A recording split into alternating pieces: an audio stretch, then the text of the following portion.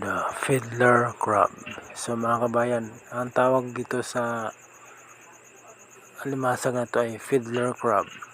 So may malaki silang sipit.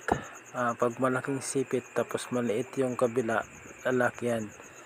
Pag kasing laki ng sipit nila, magkabila ay malaki, pareha, babae yun.